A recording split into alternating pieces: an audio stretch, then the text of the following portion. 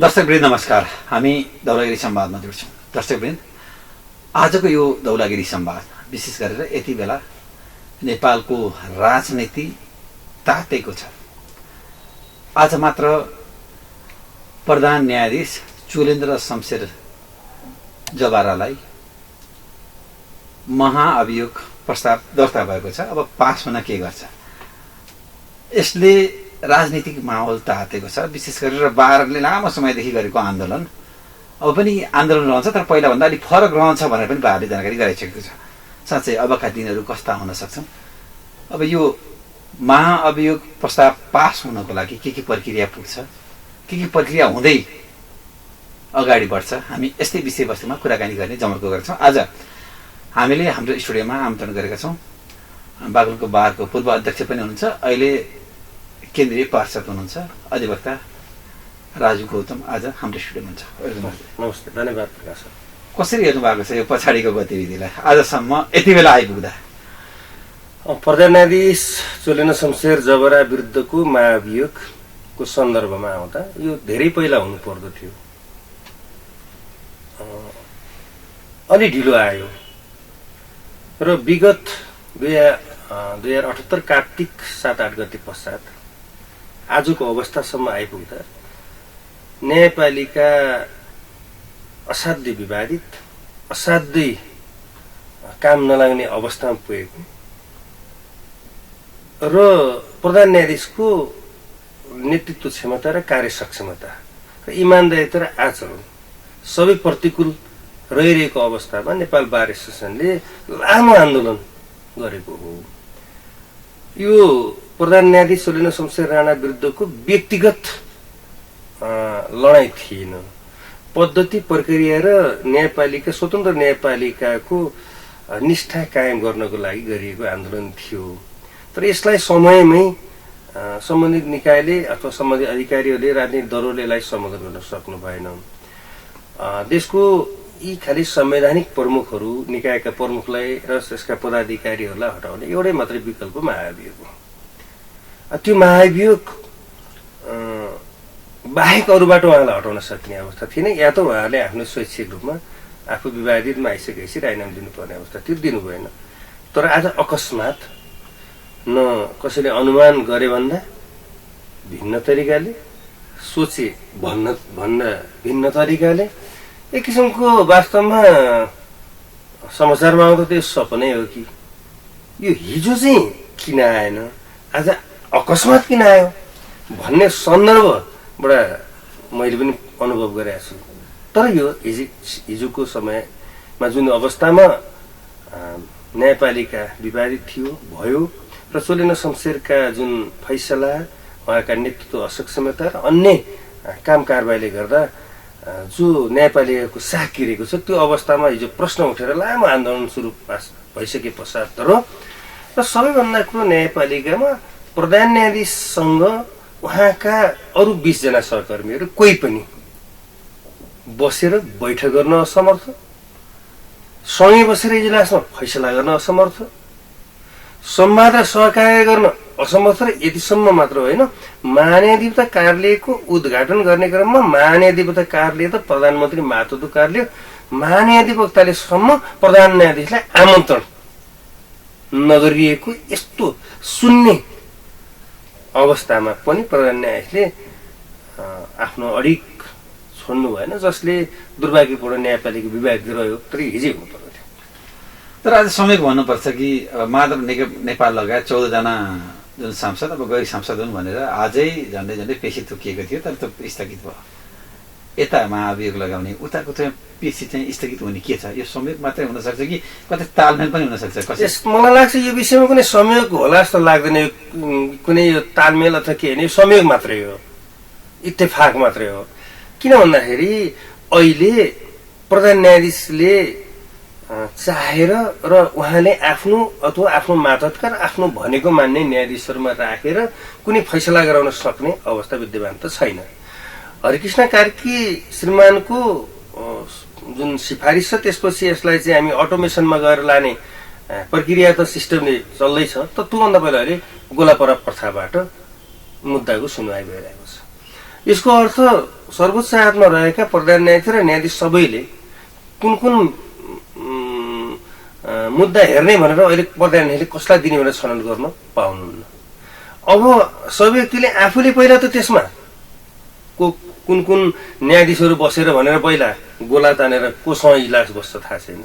दोस्रो त्यसपछि कुन मुद्दा कसको इजलासमा पर्छ थाहा छैन। त्यो 10 बजे 10:30 बजे भित्र त्यही दिनमा सुनवाई हुँदाको दिनमा मात्रै थाहा हुने भएको हुनाले अब त्यो मुद्दा प्रधान न्यायाधीशले चाहे अनुसार अथवा प्रधान न्यायाधीशले नचाहे अनुसार हुने अवस्था विद्यमान त थिएन। त्यसकारण आज त्यो माधव नेपाल लगायत 14 जना सांसदको अस्तित्व र औचित्यताको सन्दर्भमा अथवा वैधानिक प्रश्न उठाइएको विषय र जो प्रमुख प्रतिपक्षी नेकपा एमाले उहाँलाई सांसदै नमानिकन गैर सांसदको उपाधि दिएर जो आन्दोलन गरिरहेको सन्दर्भको यो मुद्दा तात्तातो छ। यो मुद्दा सबैलाई सरोकारमा छ। तर आजको सर्वोच्च आयोगको अहिलेको जो पछिल्लो चाहिँ जो गोलापल्ला प्रथाबाट जुन सुनवाई प्रक्रिया छ यस सम्बन्धमा त यसले कुनै यस्तो पनि देखियो के देखियो भने अब कुन न्यायाधीशकोमा जान्छ मुद्दा, अब कुन न्यायाधीशको पृष्ठभूमि के छ भनेर हेर्ने। जस्तै आज कुमार रेग्मी र ईश्वर खतिवडाको कुरा थियो। कुमार रेग्मी हिजोको नेकपा फुट्ने समयको पनि न्यायाधीश भएको हिसाबले पनि मान्छेले आशंका गर्न पाउने ठाउँ त हो नि होइन। यस्तो छ अब आजको इजलासकै हेर्नुहुन्छ यो मुद्दा भने ईश्वर प्रसाद खतिवडा वास्तवमा संसद पुनर्स्थापनाको मुद्दाको सन्दर्भमा पनि उहाँ लिडिङ चाहिँ न्यायाधीश हो, फैसला लेख्ने न्यायाधीश उहाँ नै हो। अर्कोतर्फ हिजो कोरोनाको सन्दर्भमा कोरोना भइसकेपछि मुद्दा मामिलाको विषयमा भ्याकुम रहेको सन्दर्भमा कानुन नबनेको अवस्थामा बृहत पूर्ण इजलासबाट निर्णय दिने न्यायाधीश पनि हो र धेरै माइलस्टोन निर्णय गर्ने न्यायाधीश हो। र मलाई लाग्छ कसका के राजनीतिक स्वार्थ छन् हामीलाई थाहा छैन। एउटा कानुन व्यवसायीको हैसियत र एउटा वकिलको हैसियतले र न्यायपालिका जुनसुकै कर्मचारी जुनसुकै वकिल आमलाई सोध्नुहोस्, ईश्वर खतिवडा निष्ठावान र निष्कलङ्क न्यायाधीश हुनुहुन्छ। उहाँको निष्ठाप्रति कसैले शङ्का अहिलेसम्म हामीले गर्दैनौँ न्याय क्षेत्रका मान्छेले। अब बाहिर राजनीतिक क्षेत्रमा के आरोप लगाइन्छ त्यो त हामीले भन्न सक्दैनौँ। जहाँसम्म कुमार रेग्मी हिजो केही 2-4 वर्ष अगाडिसँग वकिलै हुनुहुन्थ्यो। उहाँको पृष्ठभूमि पनि एउटा कुनै राजनैतिक दलसँग सरको रूपमा रहेको थियो। अझ केही उहाँका युट्युबमा अहिले युट्युबमा उपलब्ध चाहिँ सामाजिक सञ्जालमा हेर्दाखेरि पनि उहाँ सरको चाहिँ हिन्दूवादी अथवा राजतन्त्र समर्थक हो कि भन्ने जस्तो पनि अथवा उहाँको नियुक्तिको प्रक्रियालाई लिएर कुनै शक्ति केन्द्रबाट दबाब दिइएको भन्ने कुरा नि कुनै बेला सुनिएको र अहिले बालुवाटारको मुद्दाको प्रहरणको सन्दर्भमा पनि उहाँ कता कता विवादित रहेको सन्दर्भ रहिरहेको भए पनि अब हिजोका गतिविधिका सन्दर्भले उहाँ हुनुहुन्थ्यो होला। अहिले त उहाँ एउटा सर्वोच्चको न्यायाधीश हो। तपाईँ पक्षवक्ता, अब जे देखियो कसलाई दुःख लाग्यो को टाढियोस् त्यसरी नबोल्ने मान्छे। जस्तै अहिले प्रधान न्यायाधीश सुरेन्द्र शमशेरलाई महाभियोग लगाउँदै गर्दा अब हिजो त यही दल हुने यिनै दल हुन् नि त प्रधान न्यायाधीश बनाउने, नैतिक जिम्मेवारी लिनु पर्दैन दलहरूले? अब त्यो त यस्तो छ, अब संवैधानिक निकाय र यसका प्रमुख र यसका पदाधिकारी चयन गर्दा जब कोटाबाट न्यायाधीश जान थाले नि ल्याइयो नि त। अब त्यो त 48 सालदेखि नै सुरु भयो। त्यसले जिम्मा त दलहरूले नि लिनु परेन। अब त्यो त अब म राजनीतिक दल नै देशको राजनीतिज्ञ भएको हुनाले कस्तो सिस्टम, कस्तो न्यायपालिका, कस्तो व्यवस्थापिका बनाउने अथवा कस्तो धारणा संरचना बनाउने भन्ने कुरा त उहाँको हातमा छ। नैतिक जिम्मेवारी छैन त भन्न सक्दिनँ। तैपनि के छ भने अब त्यो ठाउँमा पुगिसकेपछि आफ्नो पदको गरिमा र आफ्नो कार्यसंहिता, योग्यता, इमान्दारी देखाउनु त व्यक्तिले हो। अब असलै व्यक्ति पनि खराब हुन सक्छन्, खराब व्यक्ति पनि असल हुन सक्छन्। तर पदी हैसियतमा पुगेपछि म दललाई दोष दिन सक्दिनँ। त्यो त पदमा गएका व्यक्तिले देख्ने आफ्नो आचरण।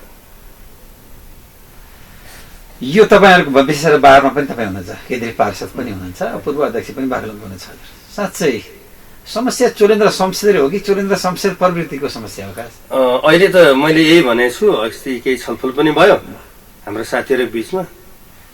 तपाईँले विगत हेर्नुभयो भने 1 दशकदेखि नै न्यायपालिकाका प्रधान न्यायाधीश अथवा सबै कुरा विवादित छ। चोरेन्द्र शमशेर होइन, प्रवृत्ति हो यो। हिजोका पनि केही प्रधान न्यायाधीश हो, केही प्रधान न्यायाधीश हुने योग्यता पुगेका व्यक्तिहरू, लाइनमा रहेका व्यक्तिहरू पनि असाध्यै तितो प्रक्रियाबाट बाहिरिनुभयो। त्यसकारण यो सर्वोच्चमा लैजाने, न्यायाधीश लैजाने, न्यायाधीश नियुक्ति गर्ने, त्यो ठाउँमा पुग्ने व्यक्तित्व र न्यायाधीश भनेको त एउटा लर्ड्स मिलर्स हामी त भन्छौँ नि, न्यायमूर्तिहरू हो नि त। त्यहाँ तिनका निष्ठामा त प्रश्न कहिले उठ्नु हुँदैन थियो। तर त्यहाँ हर व्यक्तिका, हर न्यायाधीशका निष्ठामा, प्रधान न्यायाधीश मात्र होइन, हर न्यायाधीशका निष्ठामा, हर नियुक्तिमा, हर व्यक्तिका निष्ठामा प्रश्न उठ्ने भइसकेपछि त अब यो त संरचनाकै असफलता हो नि, दलको मात्र होइन, संरचनाकै असफलता हो नि। आज सुरेन्द्र शमशेरका विरुद्ध मायावीको प्रस्ताव गइरहेको छ, सामाजिक सञ्जालमा अरू केही न्यायाधीशका विरुद्ध पनि जाँदैछ भने हल्ला छ। फेरि केही सामाजिक सञ्जालको विरुद्ध, सामाजिक सञ्जालहरूमा सभामुख विरुद्ध पनि मायावीको प्रस्ताव। यसै गरी देश चल्छ? सत्तापक्ष प्रतिपक्षले यही हो देश चलाउने? त्यो सम्भावना हजुरले जोड्नु भयो नि, त्यो सम्भावना रहन्छ। एमाले हिजो पनि अब तपाईँ बारका केही समय पहिला बारको जाँदा पूर्व प्रधानमन्त्री केपी शर्मा ओलीले, एमालेको अध्यक्षले एकजना मात्र होइन परमादेश जारी गर्ने 5 जनालाई लगाउने भयो भनेर हिजोदेखि बोलिरहेको कुरा छ। अझ 4 जना बाँकी छन्, लगाउन सक्छ भन्ने कुरा पनि छ। त्यो सम्भावना देखिन्छ देखिँदैन? अब यस्तो छ, नेकपा एमालेको राजनीति अडान त्यो उसको राजनीतिक दर्शन र विचारसँग छ, त्यसमा सहमत असहमत हुनेको धेरै कुरा होला। प्रधानमन्त्रीले संसद विघटन गर्न पाउनु पर्दछ भन्ने वेस्टमिन्स्टर शैलीको सिद्धान्त अन्तर्गत कुनसुकै बेला पनि आफूलाई असहयोग गर्ने संसदलाई विघटन गर्न पाउनुपर्छ, त्यो प्रधानमन्त्रीको विशेषाधिकार हो भन्ने राजनैतिक दर्शन नेकपा एमाले बोकेको हो भने त मलाई भन्नु छैन। तर हिजो त्यही दर्शनका विरुद्ध फेरि नेकपा एमाले लागेको होइन। संसद चाहेको बेला प्रधानमन्त्री विघटन गर्न पाउँदैन भनेर पनि त गिरिजाको बेला पनि त लडेकै हो। मनमोहनका विरुद्ध फेरि अर्को जिकिर। यस्तो अवस्था त हुँदैन। अब जहाँसम्म के लाग्छ भने नेकपा एमाले एउटा जिम्मेवार राजनीतिक दल हो।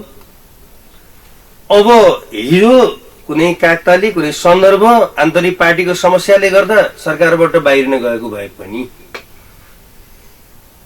आत्मसाक्षी राखेर भन्दा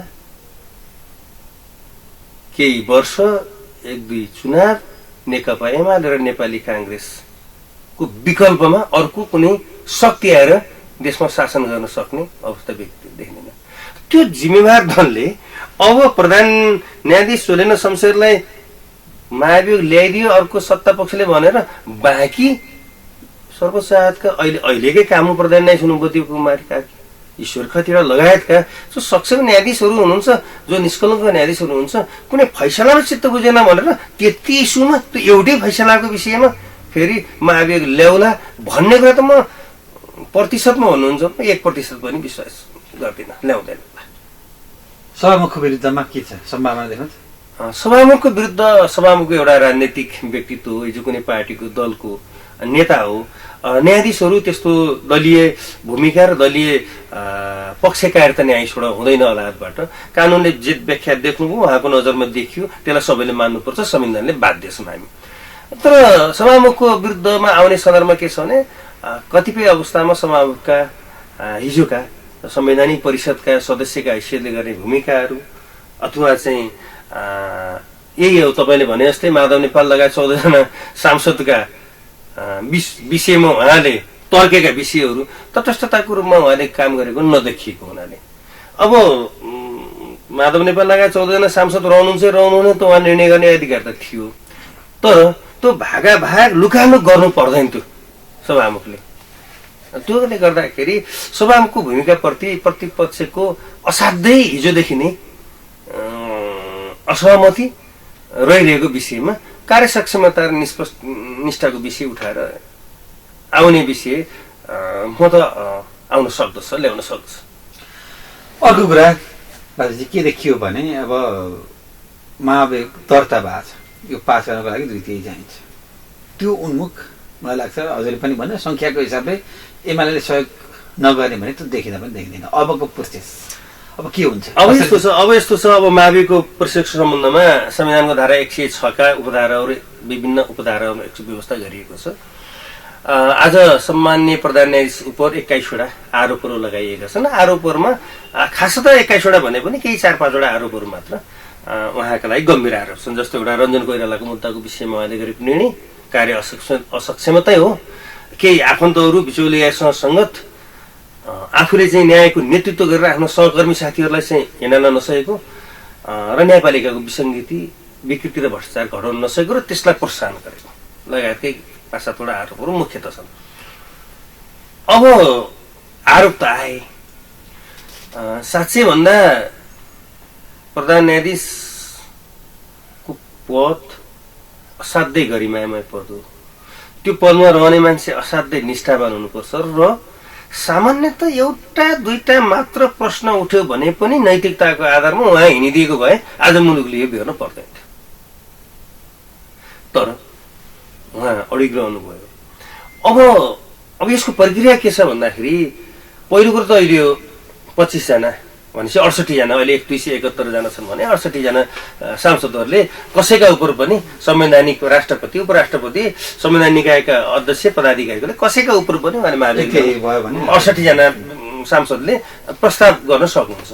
प्रस्ताव गरिसकेपछि त्यो संसद सचिवालयमा दर्ता हुन्छ। दर्ता भइसके पछाडि अब जस्तो हामीले हेर्दा संविधान अनि महाभियोग कार्यविधि नियमित गर्ने 2059 र प्रतिनिधि सभा नियमावली 2075 अथवा 161 देखि 167 सम्म केही कानुनी व्यवस्थाहरूलाई हेर्दाखेरि अब यो चाहिँ जो दर्ता भएको प्रस्ताव छ त्यो दर्ता भएको प्रस्ताव संसदका महासचिवले सर्वप्रथम त सभामुख समक्ष पेश गर्नुहुन्छ। सभामुख समक्ष पेश गरेपछि उहाँले यो चाहिँ प्रस्तावलाई संसदमा टेबल गर्नुहुन्छ। संसदमा प्रारम्भिक सामान्य छलफल हुन्छ र त्यस छलफल भइसकेपछि महाभियोग लगाउने विषय भनेको त्यो संसदमा बहुमत र अल्पमत सुरुमै हुँदैन। त्यसलाई यो महाभियोगकोलाई जाँचबुझ समिति भनेर 11 सदस्यीय एउटा यो संविधानले पनि ऐनले पनि 11 सदस्यीय जाँचबुझ समिति भनेर छुट्टै संसदभित्रै रहेको छ, जहाँ एकजना कानुनविद छुट्टै हुनुपर्छ जसलाई कानुनविदले सभामुख समक्ष शपथ लिनुपर्छ, बाहेक अरू 10 जना अब त्यहाँ चाहिँ जो कानुन प्रतिनिधि सभाका सदस्य हुनुहुन्छ उहाँहरूको एउटा समितिमा यो चिज जान्छ। यही प्रस्ताव जो आज लगाएका 21 बुँदा छन् त्यो बुँदा सहितको त्यो समितिमा फिर्ता हुन्छ। समितिमा फिर्ता भइसकेपछि 3 महिनाको यो सम्म त्यो समितिले जस्तो अब अभियोग लागेका आरोपित भएका प्रधान न्यायाधीशसँग स्पष्टीकरण लिने, उहाँलाई मौका दिने, सफाइको मौका दिने, यी आरोप छन् यसको जवाफ लिने, बयान गर्ने, त्यो सम्बन्धी साँची प्रमाण लिने, विशेषज्ञहरू बुझ्ने, सबै कुरा बुझेपछि अनि त्यो समितिले महाभियोग लगाउन उपयुक्त छ कि छैन, यो लगाइएका आरोपहरू ठिक छन् कि छैनन्, उसले छैनन् भनेर चाहिँ भन्ने हो भने त महाभियोग यसै तुइहाल्यो, त्यो फेरि यता टेबल गर्नै पर्दैन। अब यो चाहिँ महाभियोग लगाउनै पर्ने अवस्था देखियो। फेरि त्यो चाहिँ 11 जनाको समिति हुन्छ जो 1 जना विज्ञ कानुन व्यवसाय हुनुहुन्छ, बाँकी 10 जना हुनुहुन्छ। त्यो एक दलको हुँदैन, एकभन्दा बढी दलको चाहिँ प्रतिनिधित्व हुने गरी त्यहाँ सांसदहरू रहनुहुन्छ। त्यसपछि त्यो समितिले जाँचबुझ गरेर प्रधान न्यायाधीशको निष्पक्षता नरहेको, कार्यसक्षमता अभाव रहेको, इमान्दारी नरहेको, आफ्नो कर्तव्य पालन नगरेको, जति आरोप लगाएपछि सबै र कानुन र चाहिँ तपाईँको चाहिँ संविधान कानुनको उल्लङ्घन गरेको जस्ता गम्भीर आरोपहरूको यदि पुष्टि हुनुभयो भने त्यसले आरोप पत्र जस्तो सरकारीले एउटा मान्छेलाई प्रहरीले पक्रेर चाहिँ सरकारी गुनापछि उसले अभियोग लगाउँछ, त्यस्तै अभियोग आरोप पत्र उहाँहरूले अभियोगै लगाएर चाहिँ फेरि संसदमा चाहिँ उहाँले पेश गर्नुहुन्छ र संसदमा पेश गरिसकेपछि अनि बल्ल सभामुखले त्यसलाई फेरि संसदमा निर्णयार्थ पेश गर्नुहुन्छ र निर्णयार्थ पेश गर्दा तत्काल कायम रहनुभएका प्रतिनिधि सभाका सदस्यहरूको 2/3 बहुमतले त्यसलाई पारित गर्यो भने मात्र महाभियोग पारित हुने हो। अबको यस्ता हेर्दा त्यसो हुन्छ भने अहिले 271 सांसद कायम हुनुहुन्छ, 181 त न्यूनतमै यो प्रस्तावलाई पारित गर्न चाहिनुहुन्छ, 181 जना सांसद। अब 181 होइन 180 भए पनि यो पारित हुँदैन, 179 भए पनि 80-79ले पारित हुँदैन भने 181 को संख्याले पारित गर्नको लागि प्रमुख प्रतिपक्षी दल नेकपा एमालेको सहयोग बिना 54 शमशेर विरुद्धको महाभियोग प्रस्ताव पारित हुने कुनै सम्भावना छैन। र रह्यो कि भन्दा अब यो पारित नहुने महाभियोग किन लगाइयो भन्ने रह्यो कि अब रह्यो के भइदियो भने अब एउटा पहिला त कानुनमा दुईटा कुरा हुन्छ, एउटा मोरालिटी र लिगालिटी भनिन्छ, एउटा नैतिकता एउटा कानुन। अब महाभियोग लगाइयो, अब संसदमा केही समय छलफल होला। अब संसदमा छलफल भइसकेपछि अब यो कति दिन छलफल हुने हो, 1 महिनै छलफल भयो, फेरि त्यो फेरि समितिमा पठाइदिनु पर्यो, त्यो समितिले 3 महिनासम्म त्यसलाई जाँचबुझ गर्नु पर्यो। अब त्यो 3 महिनासम्म पनि जाँचबुझ गरेर उसले प्रतिवेदन पेश गरे फेरि संसदमा टेबल हुनु पर्यो। अब संसद उस्तै गरे यहाँ भोलि संसद विघटन हुने हो कि संसदै अब चल्दै नचल्ने के चाहियो भनेर संसद विघटन गरिदिएर अर्को संसद चुनाव गरिदिनु भने त्यो कहाँ गएर छलफल हुने हो भनेपछि अब त्यहाँ गएपछि त अहिले त यिनीहरूको अन्तिम अहिले कुरा के भने चुनाव संसदलाई महाभियोग लगाएपछि उहाँ स्वतन्त्र निलम्बन पर्नुहुन्छ। स्वतन्त्र निलम्बन परेपछि प्रक्रिया गर्दै गर्दै जान्छ। अब आगामी पुससम्म आएको छ, त्यहाँसम्म यो लन्ठिन्छ, अब त्यसपछि अब आफ्नो बाटो लाग्नुहुन्छ भनेर अल्पकालीन रूपमा चोलेन्नलाई तर यो सर्वोच्चबाट को उपस्थितिबाट हटाइएको मात्रै हो, पास हुने सम्भावना छैन। जस्तै फेरि सर्वोच्चमा यो मुद्दा जान सक्छ सक्दैन? महाभियोगको विरुद्धमा सर्वोच्चमा मुद्दा जान सक्छ। जस्तै पहिला जसरी सुशीला कार्कीको विरुद्धमा महाभियोग लगाइयो, सुशीला कार्कीको विरुद्ध महाभियोग लगाएपछि सर्वोच्चमा मुद्दा गयो र अहिलेकै चोलेन शमशेर जवाराले त्यो महाभियोगको प्रस्तावको विरुद्धमा निर्णय गरेर अब सुशीला कार्कीलाई फेरि काममा फर्काउनु भएको हो। जान सक्छ, किनभने कानुनको व्याख्या, संविधानको व्याख्या गर्ने कुरा सम्मानित सर्वोच्च सम्भावना देख्न चाहिँ राजेशजी। जस्तै त्यता गएर फेरि फर्किन सक्ने सम्भावना मैले यो किन देखिनँ भने अब हेर्नुहोस् है, अब आन्दोलन गरेको त त्यही अब प्रधान न्यायाधीशलाई बाहेक अरू अहिले एक प्रधान न्यायाधीश र अरू 20 जना न्यायाधीश हुने, 21 जना न्यायाधीश हुनुपर्नेमा 1 जना खाली छ। अब प्रधान न्यायाधीशका विरुद्ध सबै बाँकी 19 जना न्यायाधीशले निर्णय गरेर आन्दोलन गरेका न्यायाधीशले अब उहाँले प्रधान न्यायाधीशको मुद्दा हेर्न मिल्ला? तटस्थता, स्वतन्त्रताको कारणले एउटा त्यो निष्पक्षताको कारणले हेर्न मिल्ला? जसले प्रधान न्यायाधीशलाई हटाउनु पर्छ र तसँग इजलासमा बस्दिन, तिमीसँग तिम्रो बैठक पनि बस्दिन, तिमी असक्षम छौ, तिमीले राजीनामा गर भनेर आन्दोलन गर्ने न्यायाधीशले अब चोलेन्द्रको मुद्दा हेर्न मिल्ला? अनि चोलेन्द्रले न्याय माग्ने अधिकार त रह्यो नि, कहाँ जाने त? बिल्कुल अहिले तपाईँले यस्तो गम्भीर प्रश्न उठाउनु जहाँ विधिशास्त्री, जहाँ कानुनका विद्यार्थीले छलफल गर्नुपर्नेछ। चोलेन्द्र शमशेर पनि त अन्याय परेका हुन सक्छन् नि, होइन? कति मान्छेहरू राम्रा मान्छेहरूलाई त कोपबाधनमा पारिएको छ नि। अब चोलेन्द्र अदालतमा जाने भने चोलेन्द्रको पक्षमा न्याय गरिदिनु त हिजोको त्यो सर्वोच्चको बाँकी न्याय तटस्थ बसिनु पर्थ्यो नि, उहाँ तटस्थ बसिनु भने सबैले उहाँले निकासिनु पर्छ, उहाँ गए हुन्छ भनेर चाहिँ आफै भर्सन गरेर मजाले चाहिँ तपाईँको बैठकै बसिदिनु भयो। पुरा दुर्भाग्य कुरा हो। यस्तो कुरा अब अरू ठाउँमा पनि छ भने अरू देशहरूमा छ, यस्तोमा केही गरी चोलेन्द्रले फेरि अदालतको ढोका ढकढकाउने भने के हुन्छ त्यसो? अब म त के छ भने न्यायाधीशहरू स्वतन्त्र हुनुहुन्छ, हिजोको एउटा सन्दर्भलाई लिएर उहाँले एउटा निर्णय गर्नु होला, तर न्यायाधीश भनेको सधैँ स्वतन्त्र हुन्छ। फेरि न्याय माग्ने अधिकार संवैधानिक तपाईँको अधिकार हो, न्याय पाउने अधिकार नेपालीको नागरिकलाई गएपछि अब फेरि अहिलेकै मौजुदा उहाँलाई जो चाहिँ विरुद्धमा इजलास बस्न अस्वीकार गर्नुभएका न्यायाधीश मध्ये कसैले यो मागिएको प्रश्न गलत छ भनेर निर्णय गरेर चोलेन्द्रलाई चाहिँ फेरि चाहिँ सर्वोच्च फर्काइदिने आदेश गर्नुभयो भने पनि आश्चर्य मान्नु पर्दैन कि यो विधि र प्रक्रिया त्यो हुन पनि सक्छ, त्यो पनि हुन सक्छ। र अर्को कुरा के छ भने अब यो सुरु भयो, महाअभियोग लाउने सुरु भयो, अब प्रक्रिया सुरु भयो। यो होइन, एमाले फेरि अब सभामुखलाई, फेरि काङ्ग्रेसहरूले फेरि यता राष्ट्रिय सभाको अध्यक्षलाई, यो त खेल सुरु भयो, यो त सुरुवात मात्रै हो। यसले चुनावलाई पनि प्रभाव पार्न सक्छ भन्ने छ के भन्नु? अब यस्तो पहिलो कुरा त चुनावको सन्दर्भ भन्दा नि जुन प्रक्रियामा अहिले प्रधान न्यायाधीश विरुद्ध लगाइएको महाभियोगसम्म नै सीमित रहेर त्यो विषयमा छलफल गरेर एउटा निष्कर्षमा पुग्यो, प्रधान न्यायाधीशलाई महाभियोग पास होला नहोला, यही विधि र प्रक्रियामा गइसकेपछि यतिमै सीमित रह्यो भने यसलाई जिम्मेवार दल, जिम्मेवार प्रतिपक्ष, जिम्मेवार सरकार, जिम्मेवार निकायको रूपमा हेरिएला। योभन्दा बढी गएर सर्वोच्चका अरू 4 जना न्यायाधीशलाई त्यसो भए त अब यो 4 जना भन्दा अबको प्रधान न्यायाधीश हुने व्यक्ति त फेरि हर्किने कार्की हो नि। अब प्रधान न्यायाधीश अबको दीपक कुमार कार्की श्रीमान पछाडि त उहाँ त हिजो फेरि ओलीको चाहिँ कानुनी सल्लाहकार अथवा महाधिवक्ता, फेरि एउटा खोजे थापेर फेरि उहाँका विरुद्ध अनि सपना प्रधानका विरुद्ध पनि फेरि महाभियोग लैदिने भए के हुन्छ त? फेरि ती 4 जना मात्र न्याय छैन नि, त्यसो भए त बाँकी सर्वोच्चका 19 जनाका विरुद्ध महाभियोग जाने भयो नि त। त्यो सम्भावना हुन्छ र? त्यो जिम्मेवार दल, जिम्मेवार नेता, जिम्मेवार पार्टीले यस्तो गर्छन् र? अनुमान गर्न सकिन्छ र? चोलेन शमशेरका विरुद्ध त उहाँका कार्य प्रवृत्तिहरू जो विगतमा देखिए त्यो साँच्चै भन्दा एउटा अन्तिम अवस्थामा आएर त्यो 3 वर्षपछि विस्फोट भएको मात्रै हो क्या।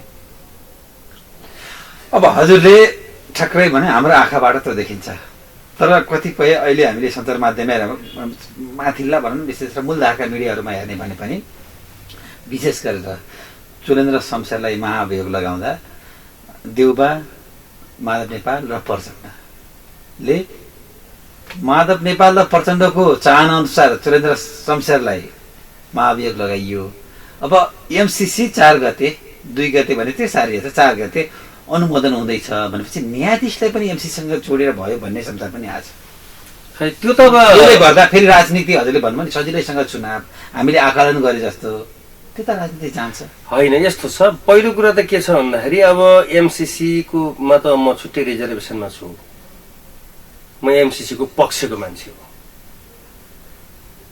किन भन्दाखेरि एमसीसी कतिले बुझे कतिले बुझेनन्, सबै पढे कतिले पढेनन्। त्यो अमेरिकन इन्ट्रेस्टमा आएको सहयोग हो, यहाँ चाइनाको इन्ट्रेस्टमा आएको सहयोग पनि छ। हामीले सहयोग लिने कि नलिने, लिन्छु भने भयो, नलिए लिन्न भन्दै भयो। यस्ता बस सम्झौता गर्नुभन्दा पहिलै हुनु पर्थ्यो। लिने भए लिने, लिन्न भने लिन्न भन्दै, लिन्छु पनि यसो गरेर लिन्छु, अब भिख पनि माग्ने अनि शर्त पनि राख्ने, यो पनि हुन्छ र? र अहिलेको जमानामा एमसीसी लिँदैमा अमेरिकी सेना काठमाडौँमा आएर बसेर अन्त्येष्टि युद्ध यस्तो चाहिँ तपाईँको तल्लो स्तरको निजताको कुरो त अबुझले गर्छ।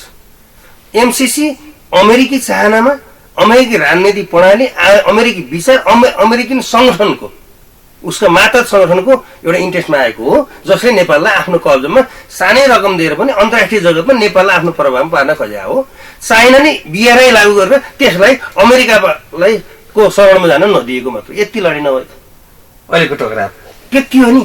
अब यो सेना आउँछ, यो आउँछ, ऊ आउँछ, यी चाहिँ फन्टुस कुरा हुन्। अब यस्ता कुराहरू आइरहन्छन्, तर अब यसो भने एमसीसी जोड्ने, सभामुखलाई महाभियोग लगाउने, न्यायाधीशलाई महाभियोग गर्ने, अनि फेरि प्रधान न्यायाधीशलाई महाभियोग लगायो भने 4 जना अरू प्रधान न्यायाधीशलाई महाभियोग लगाउने। अब 4 जनालाई अरू लगाएपछि फेरि बाँकी अरू चाहिँ अरू पनि 1-2टा मुद्दा त अरू निकै गरे 3लाई लगाउने भन्दै जाने हो भने त मुलुक असफलता र विघटनको रूपमा जान्छ। कसले सम्हाल्न सक्छ? सम्हाल्छ कसले? चुनाव नहुने अनि जम्मैलाई भएकोलाई महाभियोग लगाएर फाल्ने, अनि अहिले सभामुखलाई महाभियोग लगाउने उपसभापति हुनुहुन्न, संसद कसले चलाउने हो? अब फेरि त्यसै संसदको ज्येष्ठ नागरिक खोज्नु पर्यो, कसले चलाउने हो? कसका ज्येष्ठ नागरिक अब यो खाले चाहिँ तपाईँको लडाइँमा मुलुक जाला जस्तो त मलाई लाग्दैन। तैपनि एमाले हिजैदेखि प्रधान न्यायाधीश विरुद्धको महाभियोगको विरुद्धमा आएको हुनाले उसको असन्तुष्टिमा आजै पनि पार्टीको बैठक बोलाएको छ। आफ्नो कुरा राख्ला, जिम्मेवार कुरा अरू न्यायाधीशहरूप्रति उसका गुनासा रहलान्, प्रधान न्यायाधीश लगायत अरू 5 जना न्यायाधीशहरूप्रति सामूहिक उसका गुनासा हिजो पनि रहेका छन्।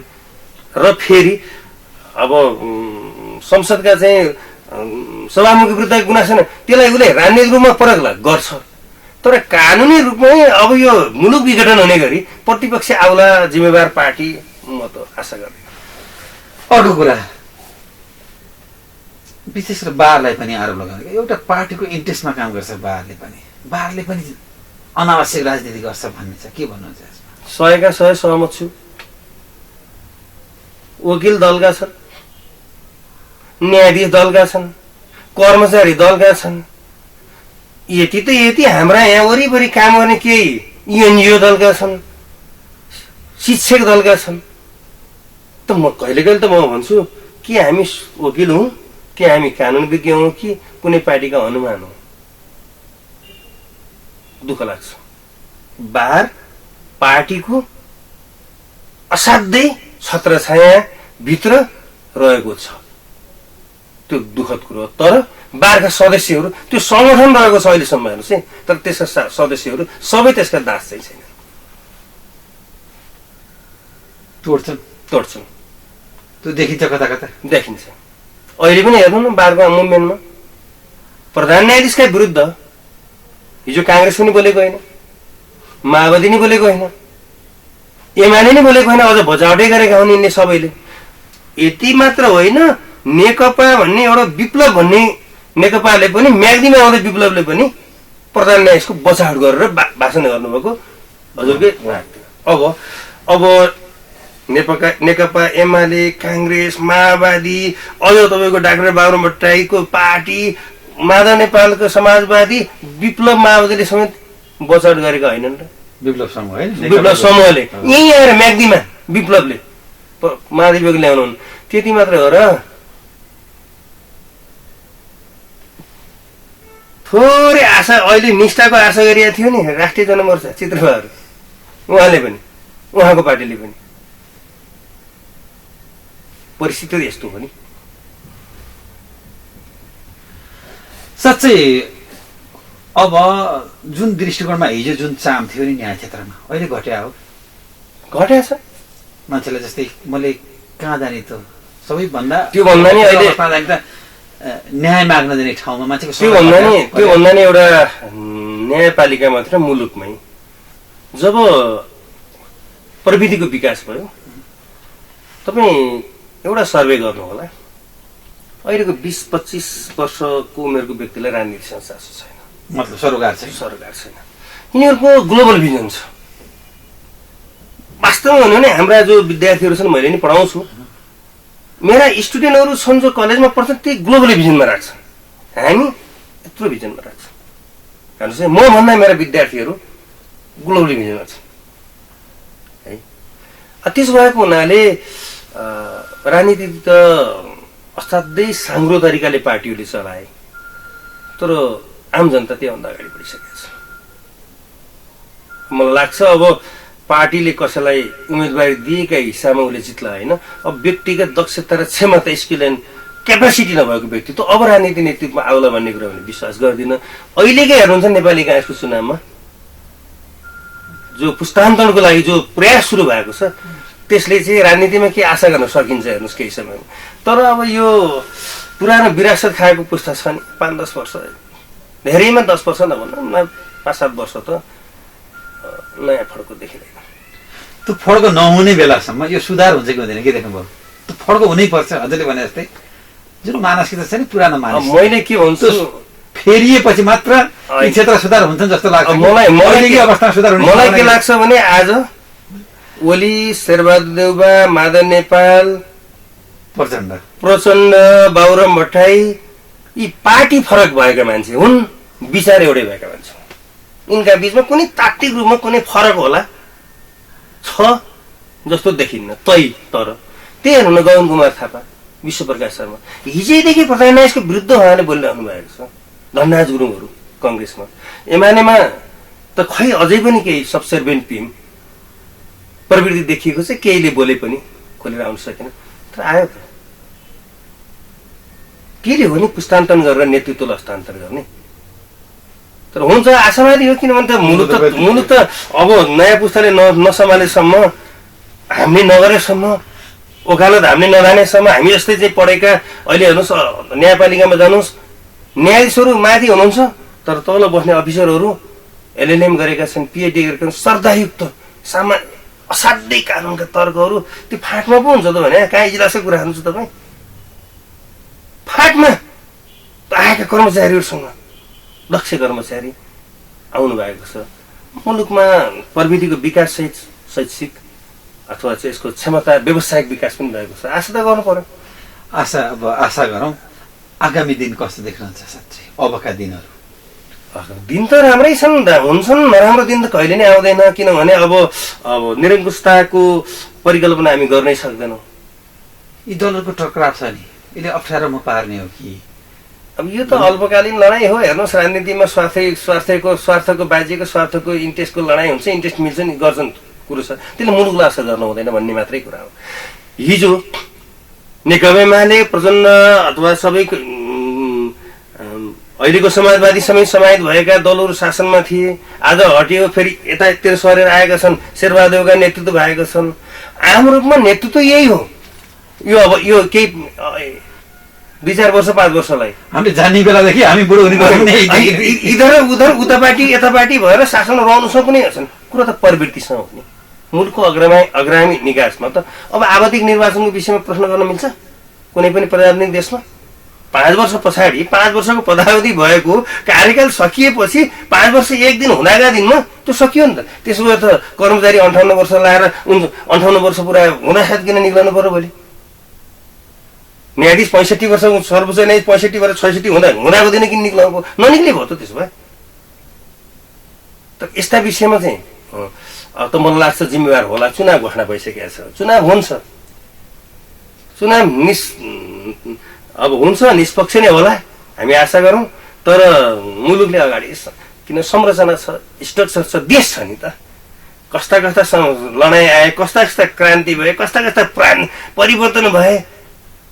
नेपाल र नेपालको संरचना त यथावतै छ। त्यस्तो पार गरेर आएको देश हो नि। कहाँ यो तपाईँको एउटा प्रधान न्यायाधीशको अथवा सभाको यो केही व्यक्तिहरूको बिचको अविश्वास प्रथाले कहाँ मुलुक चाहिँ तलमाथि हुन्छ रहन सक्दैन। धन्यवाद। आज यस तातो बस भर्खरै सुरु भएको यस बेलामा मलाई सम्झिनु भयो। तपाईँको लोकप्रिय धलाई टेलिभिजनमा आफ्नो कुरा राखिदिनु भयो। यहाँको लागि पनि यहाँसँग आभारी छु। धन्यवाद। हजुर दर्शकवृन्द, आजको श्रृङ्खलामा हामीले अहिले पछाडिको तातो राजनीति विषयवस्तुमा बहस गरेका थियौँ अधिवक्ता राजु गौतमसँग। हामी अर्को साता अर्को व्यक्तित्वसँग कुराकानी गर्छौँ। सत्य तथ्य खबरको लागि धौलागिरी टेलिभिजन हेर्दै गर्नुहोला। नमस्ते।